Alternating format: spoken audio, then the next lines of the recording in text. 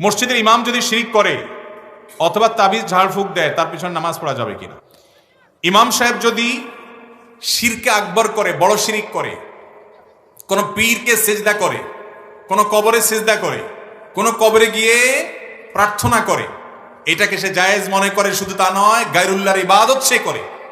এমন কোন কাজ করে যেটার ফলশ্রুতিতে ইসলাম থেকে খারিজ হয়ে যায়, শিরকে আকবর, কুফরে আকবর হয়ে যায়, মিল্লাত থেকে মুখরিজ হওয়া করার মতো কোনো কাজ যদি করে, তাহলে সেই বিষয়ে নামাজ পড়লে নামাজ জায়েজ হবে।